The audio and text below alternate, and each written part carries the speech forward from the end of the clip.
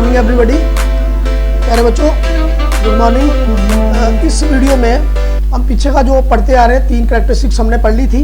Appearance हमने पढ़ ली, hardness हमने पढ़ ली, है ना। अपीयरेंस कोई चीज़ कैसी दिखती है, शाइनी है या नॉन शाइनी है, शाइनी है या डल है, चमकीली है या चमकती नहीं है ना। उसके बाद हमने देखा कि कोई चीज़ हार्डनेस सॉफ्ट है या हार्ड है, वो चीज़ देखी, है ना। उसके बाद हमने देखी वो सॉल्युबिलिटी, कोई चीज़ किसी में मिक्स होती है कि नहीं होती है, डिजॉल्व होती नहीं होती, उसमें हमने पढ़ा था सल्यूट, सॉल्वेंट पढ़ा हमने, सोल्यूशन पढ़ा। उसके बाद इमिसिबल लिक्विड्स पढ़े, मिसिबल लिक्विड पढ़े, है ना। तो उसके बाद नेक्स्ट जो आती है हमारी 4th कैरेक्टरिस्टिक मटेरियल की, सब ऑब्जेक्ट की, जो हेल्प करती है मटेरियल को अलग अलग ग्रुप में क्लासीफाई करने के लिए, सॉर्टिंग करने के लिए, तो वो है फ्लोटेशन। ठीक, तो कोई चीज़ हो सकता है पानी में डूब जाए, कोई चीज़ पानी में तैर जाए। ऑब्जेक्ट में सिंक ऑन वाटर ऑब्जेक्ट में कुछ ऑब्जेक्ट जो है वो पानी में क्या हो सकते हैं, तैर सकते हैं, कुछ ऑब्जेक्ट पानी में क्या हो सकते हैं, डूब सकते हैं। तो उन्हीं के हिसाब से हम अगर देखें तो मटेरियल जो होते हैं अलग अलग हो सकते हैं। ठीक है, तो फॉर एग्जांपल अगर हम माने यहाँ पे हमने एक एक्टिविटी ट्राई की है, तो उसमें क्या आया कि हम क्या करते हैं, मानो एक वुड का पीस ले लेते हैं, एक चाबी ले लेते हैं, की ले लेते हैं, स्पॉन्ज ले लेते हैं, है ना। उसके बाद काइंड्स, कुछ सिक्के ले लेते हैं, स्टोन्स, पत्थर के छोटे छोटे ले लेते हैं पीस, और एक लीफ, 2-4 लीफ ले लेते हैं, या एक लीफ ले लेते हैं, पत्ता ले लेते हैं, है ना। इन सबको एक बड़े बैसल में पानी डाल के उसमें डाल देते हैं। ठीक, अच्छे से हिलाएंगे उसको, थोड़ी देर के बाद देखेंगे, अच्छे से हिलाएंगे, तो चाहे ना भी हिलाएं तो थोड़ी देर के बाद हम देखेंगे कि कुछ चीज़ें इसमें तैर रही होंगी और कुछ चीज़ें इसमें डूब गई होंगी। जो लकड़ी का पीस हमने डाला होगा वो तैर रहा होगा, जो लीव हमने डाले होंगे वो तैर रहे होंगे, है ना। जो स्पॉन्ज हमने डाला होगा वो भी तैर रहा होगा, जो काइन हमने सिक्का डाला होगा लोहे का तो वो डूब गया होगा, स्टोन्स, पत्थर वो डूब गए होंगे, जो की हमने डाली वो डूब गई होगी, है ना।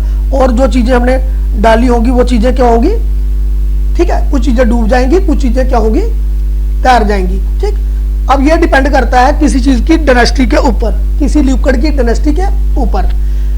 डेंसिटी अगर किसी चीज़ की ज़्यादा हो, मानो लोहे की डेंसिटी ज़्यादा होती है, ठीक, तो कोई चीज़ डेंसिटी जो है, डेंसिटी अगर ज़्यादा हो लिक्विड से तो वो चीज़ बीच में डूब जाती है, और अगर डेंसिटी कम हो तो वो चीज़ तैर जाती है। ठीक है, इसके पीछे का कंसेप्ट हम अगले जब डेंसिटी पढ़ेंगे तो वहाँ पे क्लियर करेंगे। फिलहाल आप इतना याद रखिए, जिस चीज़ की लिक्विड से डेंसिटी ज़्यादा हो, ठीक ठीक, वो क्या हो जाती है, डूब जाती है, और जिसकी डेंसिटी कम हो तो वो चीज़ क्या हो जाती है, तैर जाती है। साइज के हिसाब से चीज़ की डेंसिटी, मानो एक सुई, एक नीडल अगर हम पानी में डालते हैं तो वो डूब जाती है, एक जहाज जो होता है वो नहीं डूबता है। ठीक है, नहीं, वो डिपेंड करता है कि डेंसिटी कितनी है और वो उसका सरफेस एरिया कितना है, कितनी वो जगह घेर है, उसके हिसाब से होता है। वो हम अगली स्लाइड में या अगले टॉपिक में पढ़ेंगे उसको। ठीक है, तो ये था फ्लोटेशन। उसके बाद है कि कुछ अगली ये है 5th जो कैरेक्टरिस्टिक है वो है ट्रांसपेरेंसी, किसी चीज के आर पार दिखना, जाना दिखना। ट्रांसपेरेंट इसके हिसाब से अगर किसी चीज के बीच में से, देखो अगर हमें किसी चीज के आर पार दिखता है, मानो हमें शीशे के आर पार दिखता है, मिरर के आर पार दिखता है, दैट मीन्स वो क्यों दिखता है, कई बार शीशे की बॉटल होती हैं, प्लास्टिक की बॉटल्स होती हैं, कंटेनर्स होते हैं, इसके आर पार हमें दिख जाता है, देखो इसके आर पार दिख रहा है, इसके आर पार दिखता है। क्यों दिखता है, क्योंकि उसमें से लाइट पास हो जाती है। जिस चीज में से पूरी लाइट पास हो जाए तो उसके आर पार हमें पूरा दिखता है। ठीक, जिस चीज में से लाइट बिल्कुल पास ना हो तो उसके आर पार हमें नहीं दिखता है। एक दरवाजे के आर पार देखें, एक दीवार के आर पार देखें, हमें दिखाई नहीं देता है। दैट मीन्स कि उस चीज के बीच में से लाइट पास नहीं हो रही है। किसी चीज में से हो सकता है थोड़ी लाइट पास हो तो उसके आर पार हमें कम दिखाई देता है। जैसे फॉर एग्जांपल बैक्स पेपर होगा, आइल्ड पेपर हो, जहाँ कई बार उसके ऊपर, शीशे के ऊपर पानी गिरा हो, भाप गिरी हो, है ना, तो उस केस में भी उसमें कम कम दिखाई देता है। तो कुछ चीजों के आर पार हमें साफ दिखाई देता है, दैट मीन्स कि उसमें से लाइट पूरी पास हो गई। ठीक, कुछ चीजों के पार हमें दिखाई नहीं देता है, इसका मतलब उसमें से जरा भी लाइट पास नहीं हुई। कुछ चीजों के आर पार हमें कम कम दिखाई देता है, ठीक है, उसका मतलब उसमें से थोड़ी लाइट पास होगी और थोड़ी वापस आ गई। तो जिस चीज के आर पार हमें पूरा दिखाई दे, फॉर एग्जाम्पल ग्लास, जहाँ प्योर वाटर, एयर, या कुछ प्लास्टिक्स भी ऐसे होते हैं, है ना, जो पानी वाली प्लास्टिक की बोतल होती है उसके आर पार भी दिख जाता है ना, जो कंटेनर्स होते हैं उसके आर पार भी हमें दिख जाता है। वो वाले मटेरियल जो लाइट को फुली अलाउ करते हैं उसमें से पास होने के लिए, ठीक, और जहां जिनके आर पार हम पूरा देख सकते हैं। Material the substance that allow thing to be seen through them, जो जिनके आर पार हम देख सकते हैं उनको हम कहते हैं ट्रांसपेरेंट मटेरियल। ठीक है, जिनके आर पार हम आराम से देख सकते हैं, अच्छे से देख सकते हैं, उनको क्या बोलते हैं, ट्रांसपेरेंट मटेरियल। ठीक है, जैसे घरों में हम डब्बे यूज करते हैं, है ना, विंडो पेन्स होते हैं, खिड़कियां जो होती है उसके आर पार दिखाई देता, आई ग्लासेस जो हमारी होती हैं, नजर वाले चश्मे, विंडो पेन्स, ठीक, लाइट बल्ब के आर पार भी दिखता है, कुछ चीजें ऐसी होती हैं, ठीक, जिनके आर पार हमें दिख जाता है। दोज थिंग्स आर कॉल्ड, उनको क्या बोला जाता है, ट्रांसपेरेंट ऑब्जेक्ट्स। अब है अगला ओपेक ऑब्जेक्ट, जिसके आर पार हमें नहीं दिखेगा। These are some object that we are unable to see through them, these are called opaque objects. इनको क्या बोलते हैं हम, ओपेक ऑब्जेक्ट्स बोल देते हैं। क्या बोल देते हैं, ओपेक ऑब्जेक्ट किसको बोलते हैं, जिसके आर पार हमें दिखाई ना दे, जिसके आर पार हमें दिखाई ना दे उन ऑब्जेक्ट को हम बोल देते हैं क्या, ओपेक ऑब्जेक्ट बोल देते हैं। ठीक है,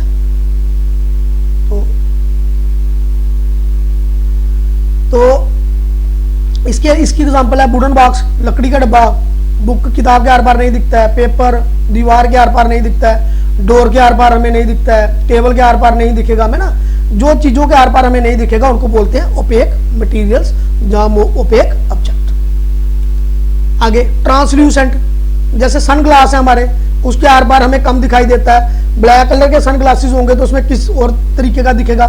जहाँ फ्रोस्टेड ग्लास होता है, दाने दाने लगे होते हैं इसके ऊपर, गिलास के ऊपर, है ना, विंडोज में लगाते हैं लोग, जहाँ कई बार शीशे के ऊपर पानी गिरा हो, तब जब बैक्स्ड और ऑयल्ड पेपर हो, इसके आर पार भी हमें थोड़ा दिखाई देता है। These are called translucent object. जिन चीजों के पार हमें दिखाई देता है बट क्लियरली नहीं दिखाई देता है, the material that allow object to be seen through them but not clearly, those are called translucent objects. ठीक, तो ट्रांसपेरेंट ऑब्जेक्ट जिनके आर पार पूरा दिखाई दे, ओपेक जिनके आर पार ना दिखाई दे, ट्रांसल्यूसेंट मटेरियल जिनके आर पार हमें क्या दिखाई दे, कम कम दिखाई दे। उसके बाद है thermal conductivity and electrical conductivity. तो पहले हम पढ़ेंगे थर्मल कंडक्टिविटी क्या होती है ना।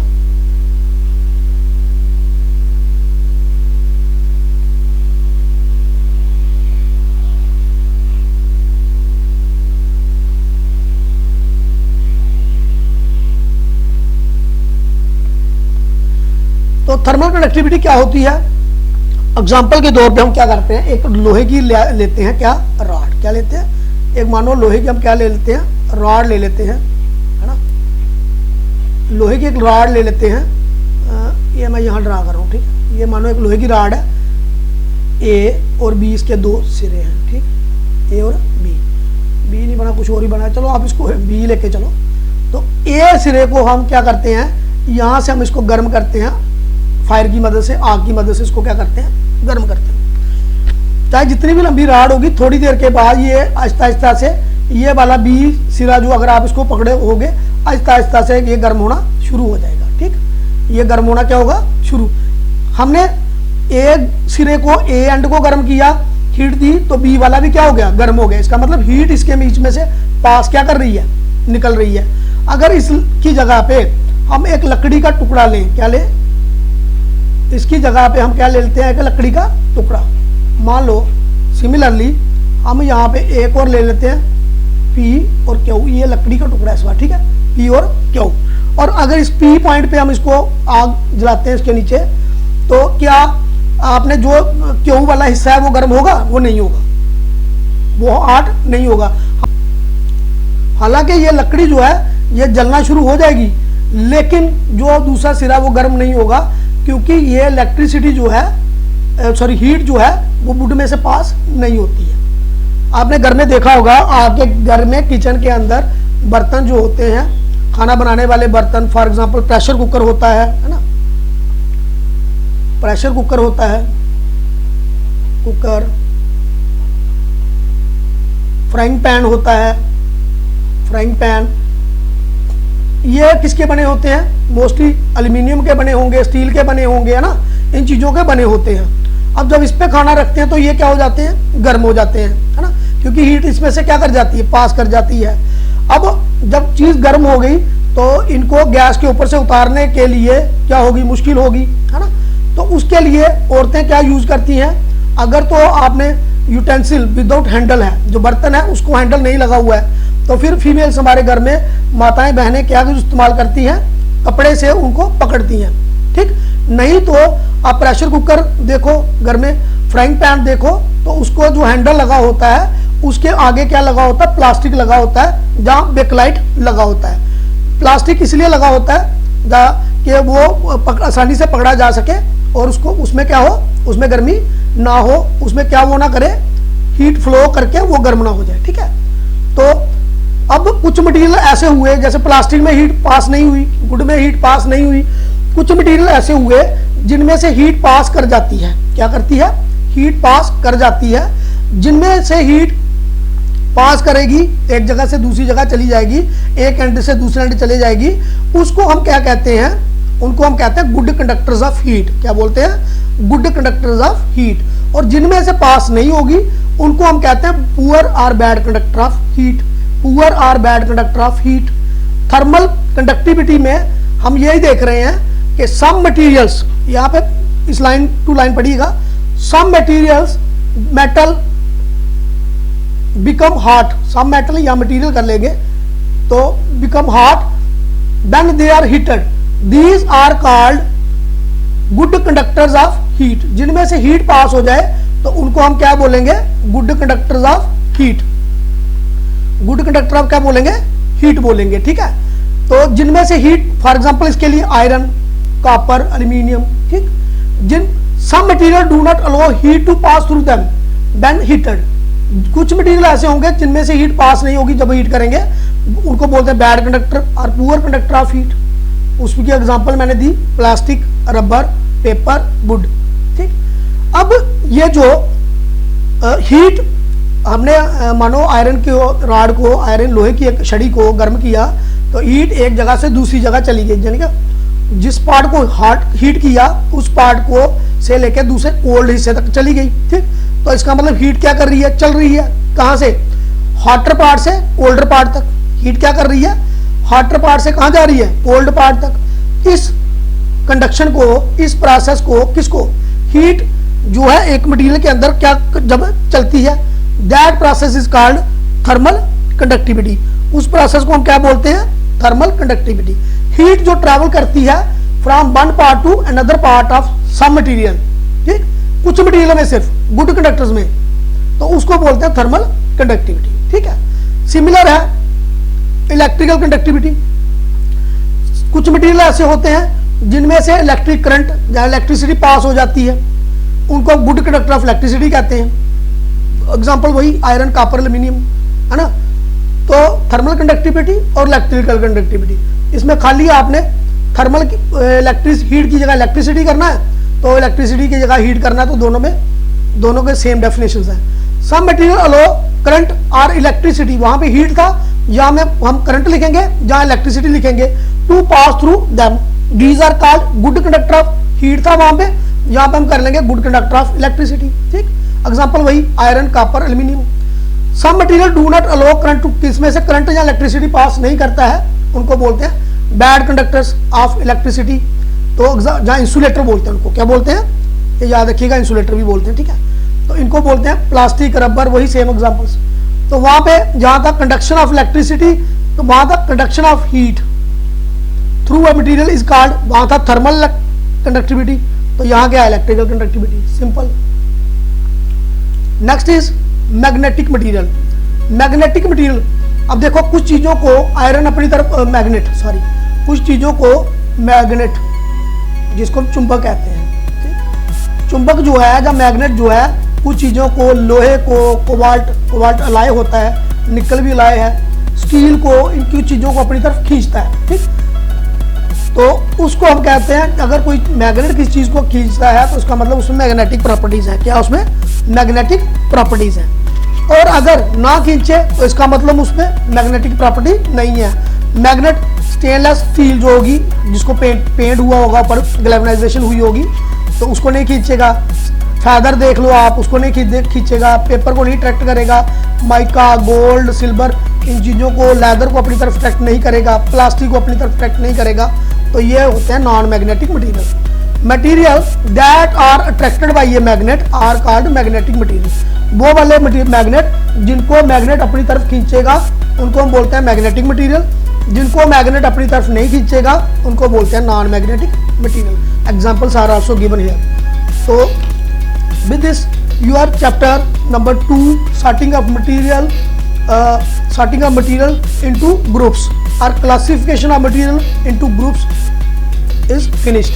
इसके साथ आपका दूसरा चैप्टर जो हम पढ़ रहे थे साइंस 6 क्लास का, साइंस का चैप्टर, ठीक है, तो ये आपका चैप्टर इस पे खत्म होता है। आगे हम अगले वीडियोस में हम देखेंगे इस चैप्टर के बारे में, जो एक्सरसाइजेज हैं वो देखेंगे।